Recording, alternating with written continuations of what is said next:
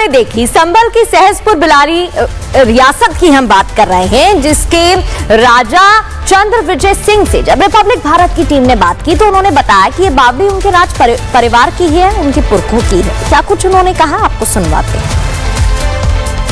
चंद्रविजय जी, बावड़ी पर कई लोगों ने अपना अधिकार जता दिया है, लोग कह रहे हैं कि हमारी है, लेकिन सच्चाई तो देखिए रिपब्लिक भारत अब सामने ला रहा है, आपको हम कैमरे पर जब लाए। अब देखिए, अब क्लेम तो कोई भी कर सकता है, कोई लाल किले पे कर लेता है, कोई कुतुब मीनार पे कर लेता है, तो ये तो एक छोटी सी बावड़ी है जी, करने को तो मैं किसी को नहीं रोक सकता, परंतु ये है हमारे परिवार की, आपके परिवार की। तो जिन लोगों ने आकर पिछले 2-4 दिनों में कहा कि ये बावड़ी हमारी है, नाम भी अगर मैं लूं तो शायद आप उस पर गुरेज ना करें। मैं परिचित नहीं हूँ उन लोगों से जी। मैं कभी मिला नहीं हूँ, मैं उनसे परिचित नहीं हूँ, मैंने उनका नाम नहीं सुना और मैं उन्हें जानता नहीं हूँ।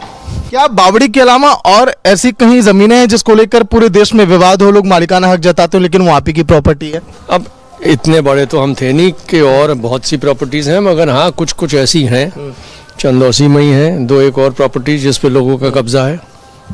राजा जी रिपब्लिक भारत के कैमरे पे देखिए मजाक भी कर रहे हैं, जिसके हाथ में 484 गांव हो, सहसपुर, बदायूं, मुरादाबाद, बिजनौर जैसे पूरे इलाके, जिनको सरकार खुद ही कही हो कि हाँ आप यहाँ के राजा हैं और आपका मालिकाना हक है इन गांवों पर, इन जमीनों पर, फिर ये सर कैसे हम मान लें? क्योंकि लोग भी आपका बताइए नाम लेकर कहते हैं कि हाँ आपने बहुत कुछ किया उनके लिए।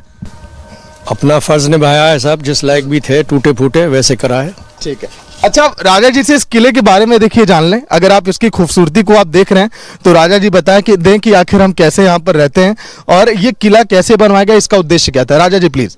ये रियासत का मुख्यालय था जी। जो आप बिल्डिंग ये देख रहे हैं, ये यहाँ की कचहरी होती थी, ये थी कचहरी सब, ये सारी कचहरी? जी हाँ, जहाँ पर जन सुनवाई होती थी, जहाँ पर जन सुनवाई होती थी, ये कचहरी थी, जर्जर हो गई थी, टूट गई थी, इसकी थोड़ी बहुत मरम्मत करवा रहे हैं कि इस लायक हो जाए कि यहाँ रह लें।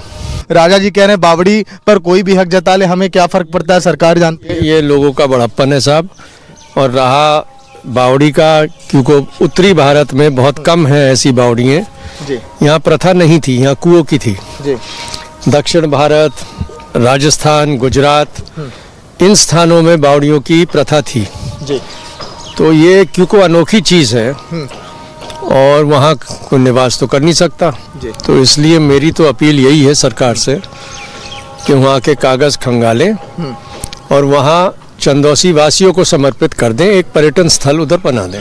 राजा जी, अगर बावड़ी मान लीजिए पर्यटन क्षेत्र अगर घोषित हो जाए, लोग वहाँ पर आए, क्योंकि योगी सरकार लगातार चाह रही है जो इस तरह की जमीनें हैं, प्रयासरत है योगी सरकार कि पुरानी जो इमारतें हैं उनका रिपेयर हो और काम में आए, पर्यटन बढ़े उत्तर प्रदेश में, और उत्तर प्रदेश में बहुत पोटेंशियल है पर्यटन बढ़ाने के लिए, और मैं समझता हूँ कि ये सरकार इस विषय में सीरियस है।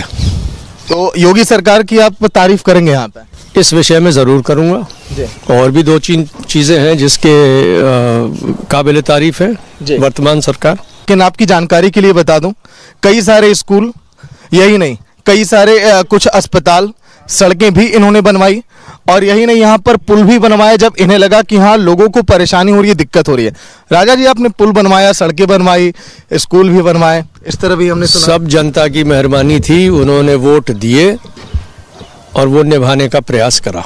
जी। अच्छा राजा जी, आप यहाँ की क्या आप चीजें आप बताना चाहते थे इसके पहले? जगह को ये लगभग 10 एकड़ है, ये लाल बाग कहलाता था पहले।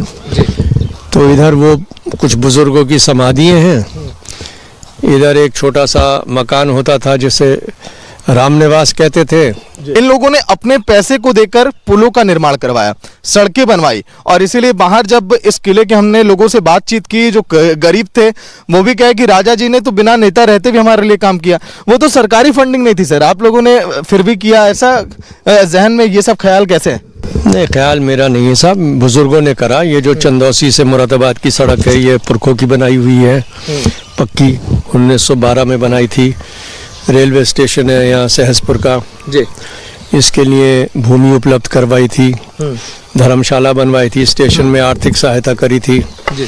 तो ऐसे बुजुर्गों ने बहुत से ऐसे काम करे थे, क्योंकि उस टाइम साधन संपन्न थे वो।